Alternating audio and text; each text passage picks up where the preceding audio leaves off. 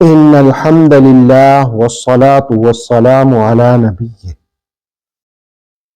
وہ لوگ جو علم ہونے کے باوجود علم کی باتوں کو چھپا لیتے ہیں،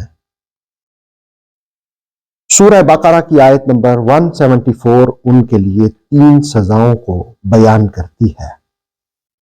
ارشاد باری ہے، ان الذین یکتمون ما انزل اللہ من الکتاب، بے شک وہ لوگ جو چھپاتے ہیں اللہ کی نازل کی ہوئی کتاب سے، وَيَشْتَرُونَ بِهِ ثَمَنًا قَلِيلًا، اس سے مقصد ان کا یہ ہوتا ہے کہ وہ لین دین کا ذریعہ بنا لیں تھوڑی قیمت کے بدلے۔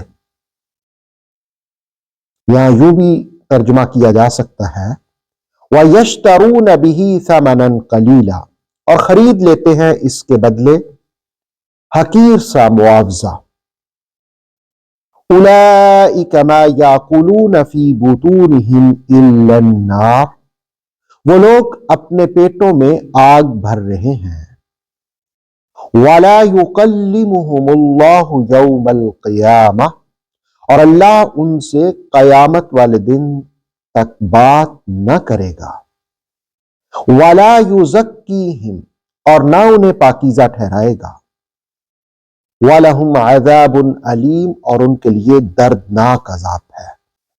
اس آیہ مقدسہ میں سب سے پہلی بات جس کا تذکرہ ہوا وہ کتاب اللہ کو چھپانے کا ذکر ہوا، علم کو چھپانے کا تذکرہ ہوا۔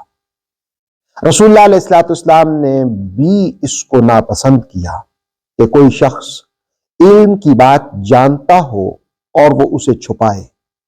ترمذی کی حدیث ہے کہ رسول کریم صلی اللہ علیہ وآلہ وسلم نے ارشاد فرمایا، جس سے کوئی علم دین کی بات پوچھی جائے جسے وہ جانتا ہو، پھر اسے وہ چھپائے تو قیامت کے دن اسے آگ کی لگام پہنائی جائے گی۔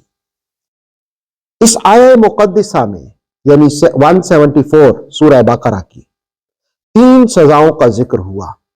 پہلی یہ کہ وہ لوگ جو علم چھپا کر اس سے دنیا کا مال حاصل کرتے ہیں وہ اپنے پیٹوں میں آگ بھرتے ہیں۔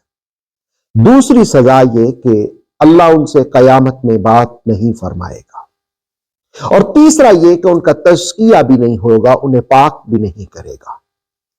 گویا پاکیزگی کا حصول اسی طرح ممکن ہو سکتا ہے کہ علم کی باتوں کو نہ چھپایا جائے، اور اللہ کا قرب بھی اسی طرح مل سکتا ہے کہ علم دین کی باتوں کو نہ چھپایا جائے۔ اللہ رب العالمین ہمیں عمل کی توفیق دے۔ آتھینٹک اسلامک نالج کے لیے نور وحی یوٹیوب چینل کو سبسکرائب کیجئے، بیل آئیکن کو پریس کرنا مت بھولیے۔ نور وحی فیس بک، انسٹاگرام اور ٹک ٹاک پیج کو بھی فالو کیجئے تاکہ ہماری ہر نیو ویڈیو آپ تک بروقت پہنچ سکے۔